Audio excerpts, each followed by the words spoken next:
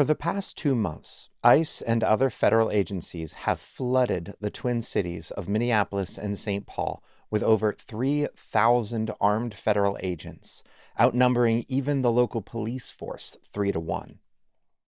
They are targeting schools and waiting at drop-off lines. They're pulling people out of their cars and homes. People are going grocery shopping and then are simply gone without a trace or a call to their family. But it hasn't stopped at rampant detentions. As concerned residents have shown up in support of their neighbors, the streets have turned violent.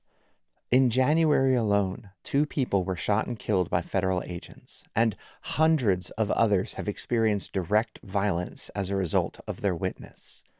Many locals believe that this is a calculated political retribution, but if the goal was to break the community, it backfired. Instead of giving in, neighbors are building robust networks of mutual support. They're disrupting ICE activities in incredibly creative ways and showing up for each other like never before. And in the middle of that resistance, unsurprisingly, are Quakers.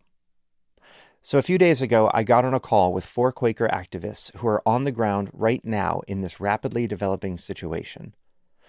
Please note that this episode contains descriptions and discussions of state violence, so listener discretion is advised.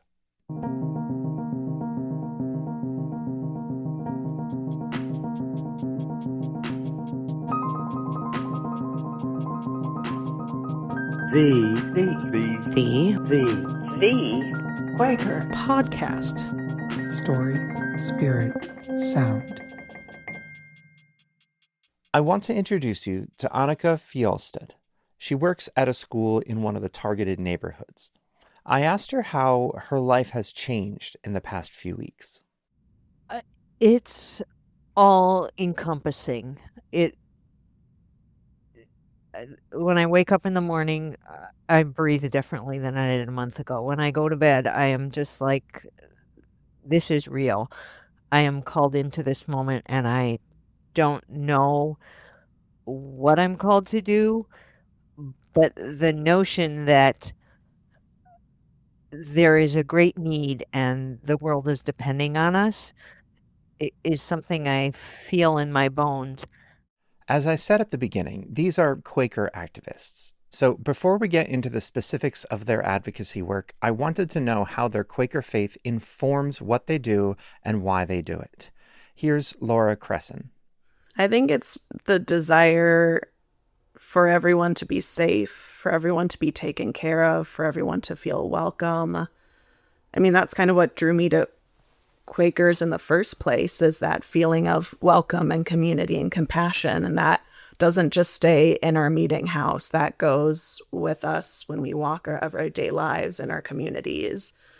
So I think it's just an extension of that and wanting to really fight this push to make certain people not feel welcome in Minnesota. Because I've lived in the Twin Cities for basically my whole adult life, and immigrants are the reason why I like living in the Twin Cities. Like, they are part of the fabric of the Twin Cities. So I think that's why we see such a huge number of people come out and show up for them, because they are our community. And it doesn't matter if it's -20 below, feels like -30, we're going to show up anyways. And I think kind of the administration underestimated that quite a bit.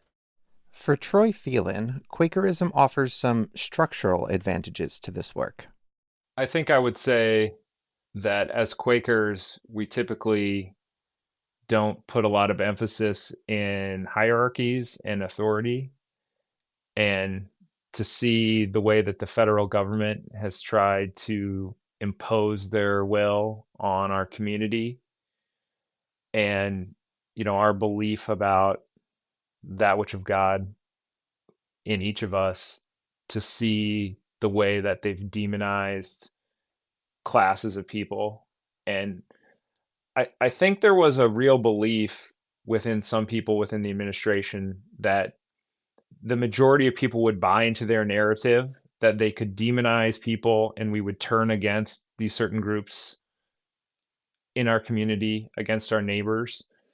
And they've really been surprised at the reaction. Yeah, I think just building on that, you remind me, Troy, that That's Betsy Rosh Gilman. She's been doing peace work since the Vietnam War. maybe it was last Sunday. No, it was the Sunday before last. We and in worship, because of course we're worshiping about this all the time.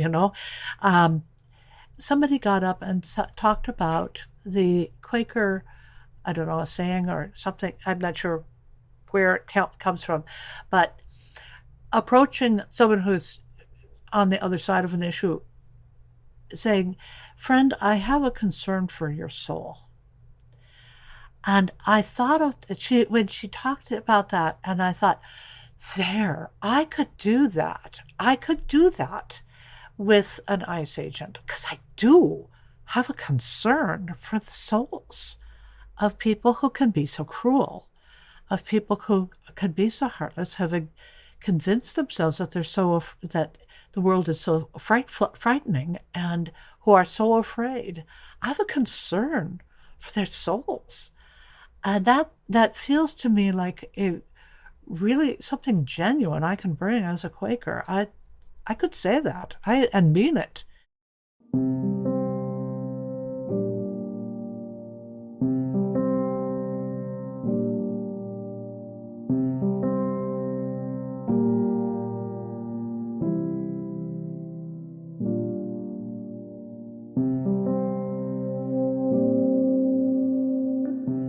Many of the Quaker activists that we've had on this podcast have told stories about how they have used silent worship as a form of protest. I asked our guests about the role of silence in their public work. Yeah, I think for me, it's the silence is what I maintain with my community. But when I leave the meeting house, like that's a time for words and actions and to really be activated and to use because there is like a level of like righteous anger of like, I see some of the things happening and I just get so mad, and it's like, okay, let that be fuel to like push me forward and not something that turns like into just like poison in my own body. Like let it be something that keeps me moving and keeps me going. Because it's also like there's some times that it's like I want to lay in bed and curl in a ball and not get up and do anything. And because it is just kind of a depressing situation to be in. But also this isn't a time where, I can afford to do that, and my community can't afford for me to do that. Like we need everyone to do their piece and to do their part. So to use that anger to move forward and to keep doing the work. I think sometimes as Quakers, we can become enamored with the idea of silence and start to think that the goal of what we're doing is to achieve the silence. I think it's important to remember that in our practice, we're trying to use the silence as a means to become closer to the Spirit, to allow our own personal ego a chance to rest so that we can connect together with the Spirit. But that is really in order to become closer to each other in the Spirit, and then use that, what we learn from that process, to move forward. And the silence itself is not serving the purpose. It's the Spirit.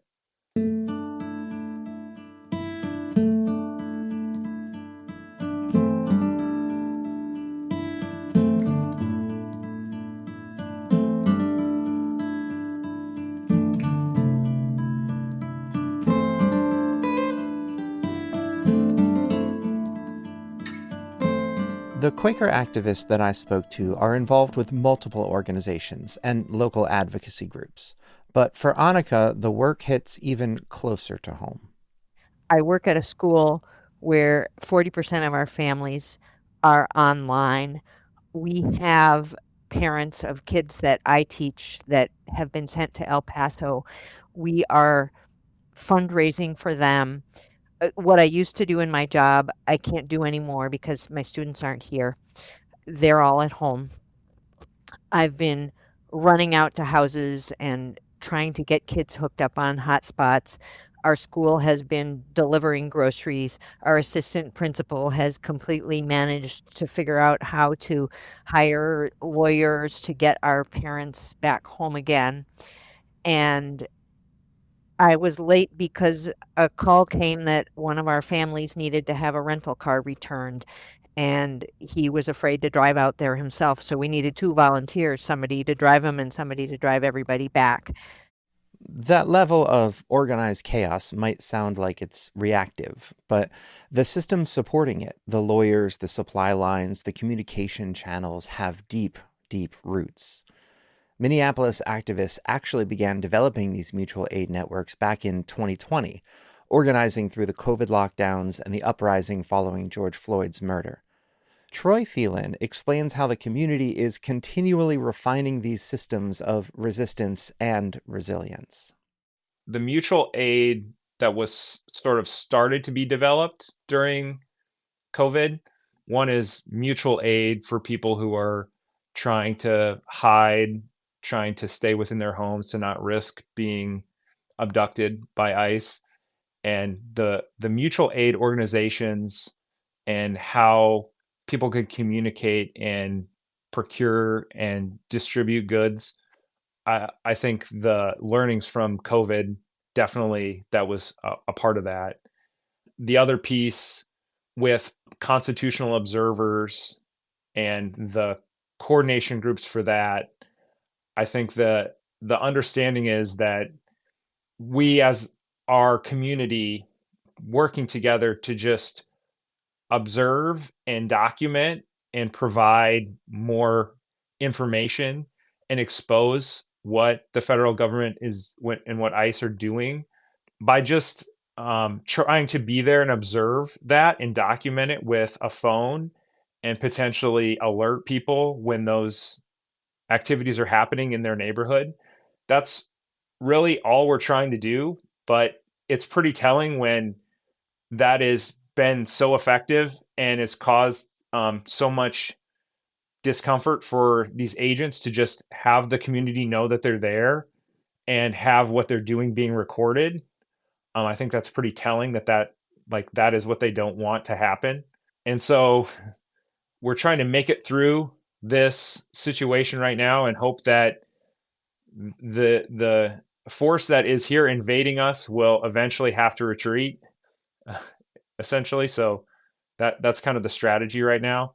And knowing that the federal government is looking for an excuse to escalate the situation and invoke the Insurrection Act, send troops in. And we know that our strategy of trying to keep what we're doing peaceful, nonviolent, and demonstrate that we're not the ones that are causing this situation. It's the federal government. That's like our best opportunity to try to resolve it. I love what Troy said, how Troy described the way that we're trying to intervene in actual abductions.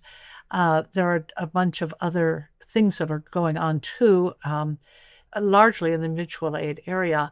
One of the ones that really gets my heart, that there's a group of mobile notary publics who will go to the homes of people who are vulnerable to abduction, and ones who have children, and to help them fill out forms, durable powers of attorney for their children, so that if the adult gets kidnapped, the child, that there's somebody who has a promise to take care of the child and has legal authority to take care of the child. That just, to me, is like, oh, ouch, ouch, ouch. As a parent, I have to think about what happens to my child if I'm taken, and make those arrangements. But the notary publics will go to the homes of people who are afraid to leave their homes and go over the forms in whatever language they need to, and make sure that they get signed and notarized. So that's another kind of a form of mutual aid. We're going to take a quick break. And when we return, we're taking that wisdom to the streets, to the target, and to a movement that is about to be tested in ways that it never imagined. We'll be right back.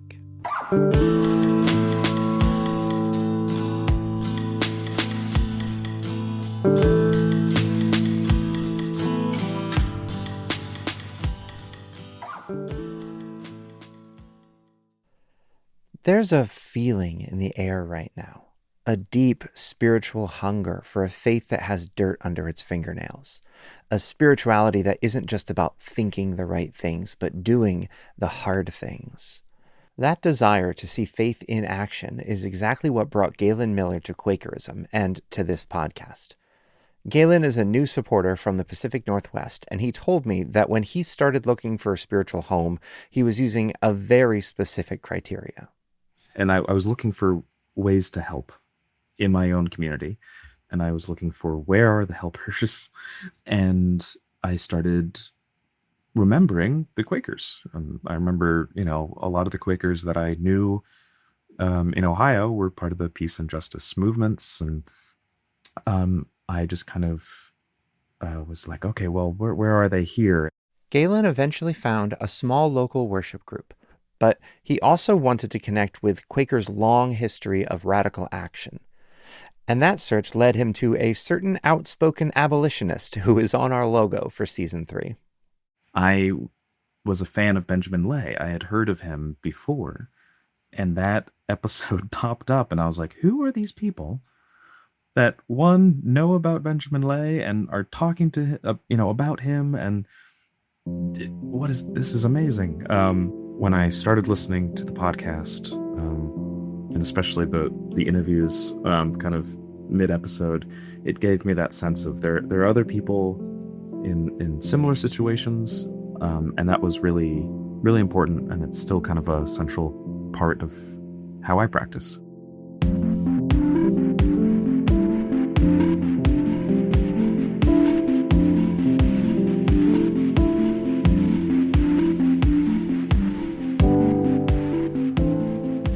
That sense of shared purpose is why Galen decided to become a monthly supporter. For him, financial support isn't a transaction. It's a spiritual discipline.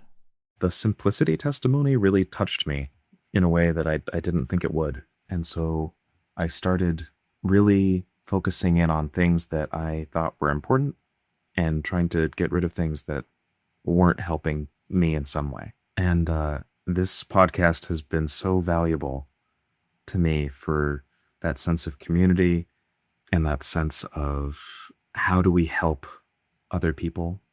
For me, simplicity doesn't mean taking away everything. It means purposefully putting your time and energy and resources into what matters. And so just giving a few dollars to what I believe is important, I think is has become part of my practice. For Galen, supporting this show is a way to stay connected to something bigger.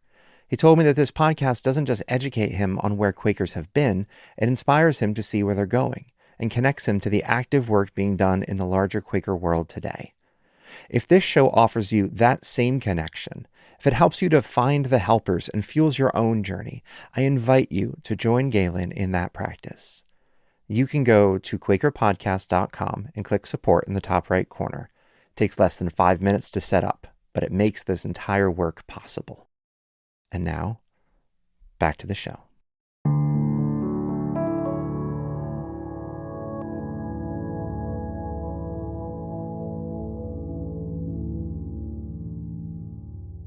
Welcome back. As the occupation in Minneapolis dragged on, the strategy on the ground began to shift. It wasn't enough to just hold a vigil or bear witness to federal violence. The organizers wanted to stop the machinery of the operation entirely. And this is where things get complicated. The tactics you're about to hear move beyond simple protest. They are aggressive and they're controversial, even among allies. But for Betsy, lasting peace sometimes requires temporary escalation. we're tipping things in our direction, but we still need to push hard to get ICE out of here.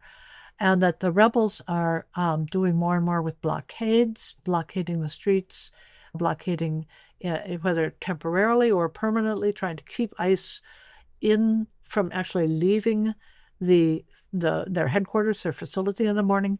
There have been a couple of morning blockades to try to keep them from going to work at all.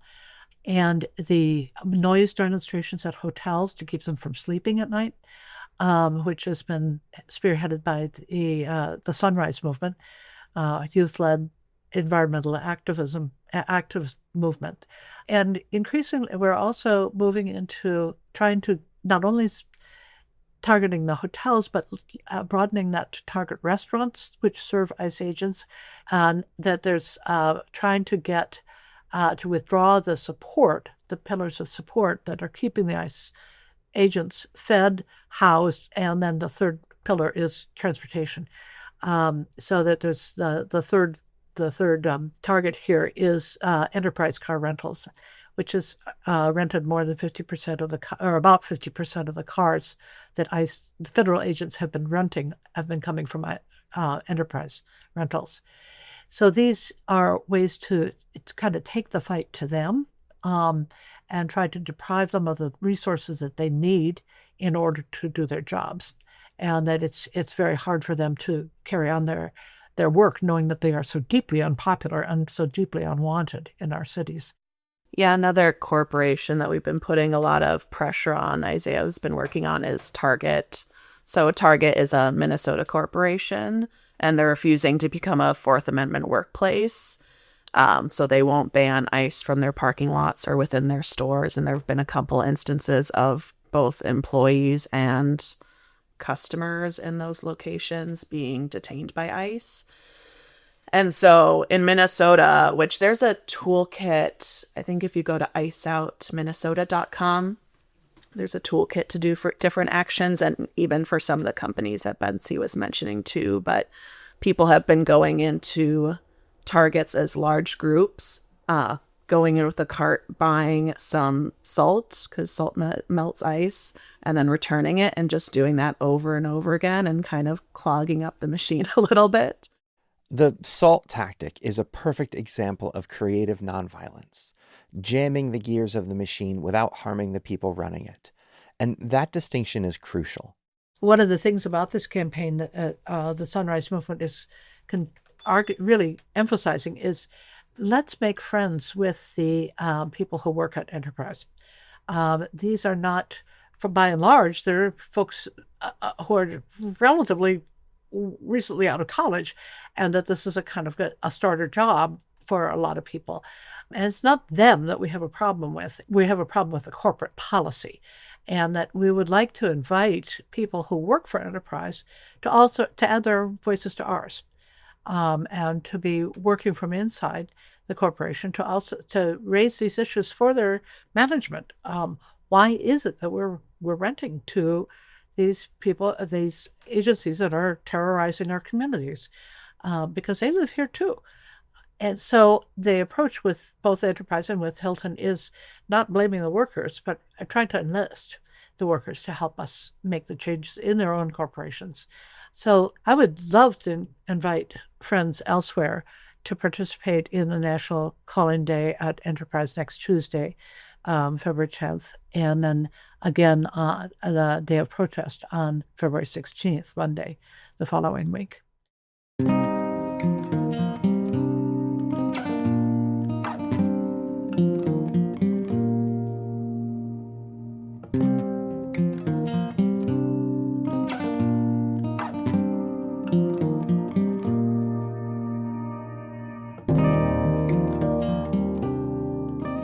Sustaining that level of pressure requires more than just strategy. It requires endurance.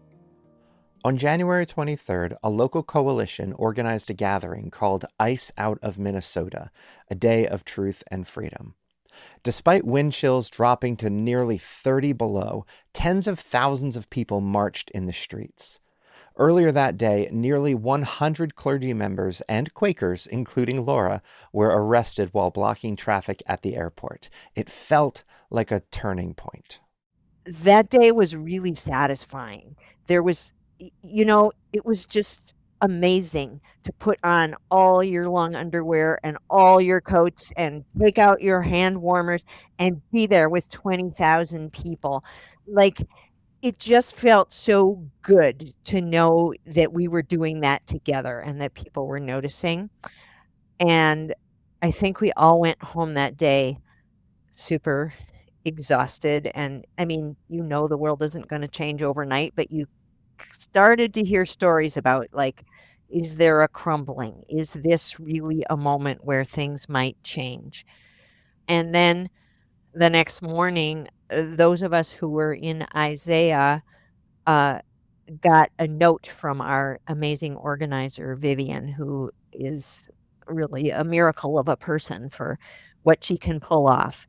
But she sent this note that said, I'm going to take the weekend off, and you all should too, unless there's an emergency. And she sent that at 9:54. I mean, 8:50, whatever. It was literally 10 minutes before they killed Alex Preddy. So, and we started getting this news, like, they've shot another observer. And to be on that stream with Vivian, who just said, I'm going to take the weekend out. I mean, I was exhausted and I'm just like a foot soldier. And then they started saying,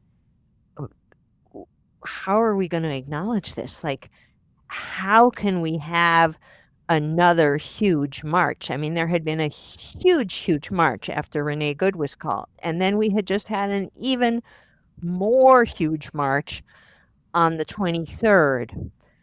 And the brilliance that came out that said, tonight, everybody's going to meet on their own street corner and not all go to the same place.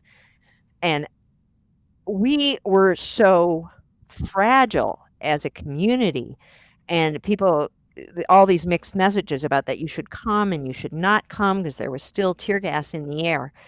And so for the brilliance of saying, Whittier can't sustain that kind of a crowd, and yet everybody needs to do something.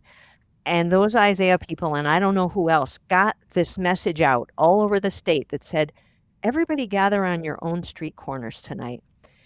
And my spouse, Heather, that was like her mission. She hadn't really been into it, but she's like, we're doing it in front of my house. And she got wood and she called all the neighbors and she was looking for the candles. And I was like, I'm kind of cold. I don't really want to go stand outside, even though, yesterday I was Ms. Minnesota. I can do this. But over the course of the evening, 20 people came and they talked to us, and we met 4 new neighbors who we had never met before.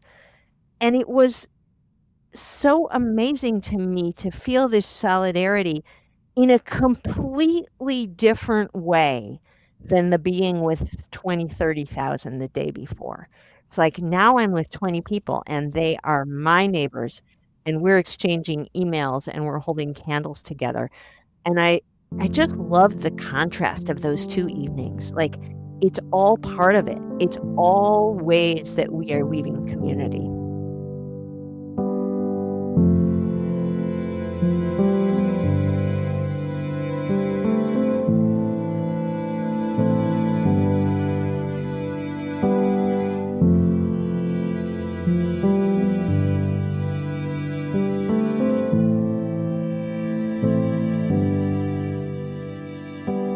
That simple act of weaving, whether it's holding a candle on a corner or driving a rental car for a stranger, is what sustains a movement when the cameras go away.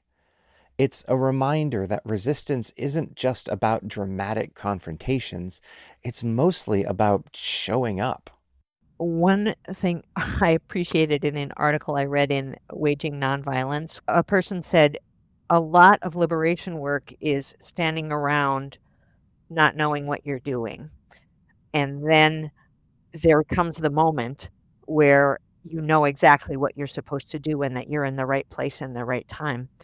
And since I spend a lot of my life, I have always spent a lot of my life standing around not knowing what I'm doing, wondering what I'm called to, I felt very affirmed by that to say, well, here we are in this moment together. We meet each other on the street corners.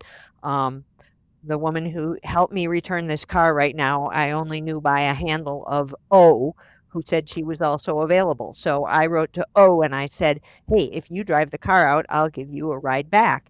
And, she and I bonded like we were best friends forever. And there is something in that is deeply satisfying to say we can make community and we can experience solidarity together. Many of us outside the Twin Cities are feeling our hearts move to action, so I asked my guest what we can do to help. They pointed me to a number of local and national actions that are happening in the coming weeks, as well as ways to put pressure on those pillars of support that we talked about. You can find links to all of that in the show notes and on our website at quakerpodcast.com. And finally, don't wait for the crisis to hit before you meet your neighbors. Whether it's a mutual aid network, a school board meeting, or just checking in on the people on your block, find the place where you can start weaving community now, so that when the moment comes to stand, you won't be standing alone.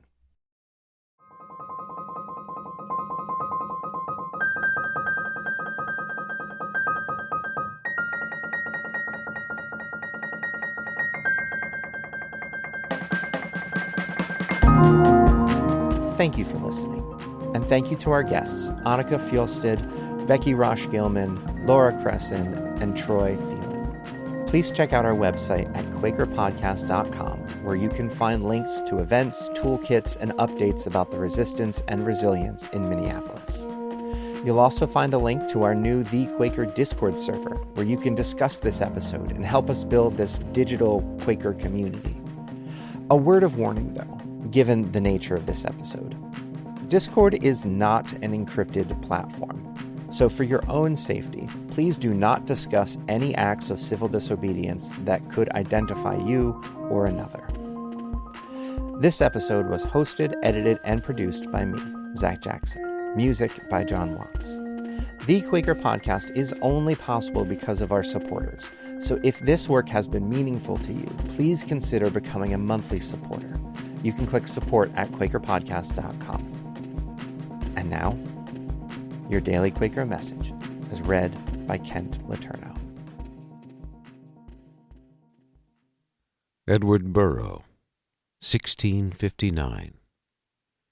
We are not for names, nor men, nor titles of government, nor are we for this party, nor against the other, because of its name and pretense, but we are for justice and mercy, and truth and peace, and true freedom, that these may be exalted in our nation, and that goodness, righteousness, meekness, temperance, peace, and unity with God and one with another, that these things may abound. Such a government are we. To get Quaker wisdom in your inbox every day, go to dailyquaker.com. That's dailyquaker.com.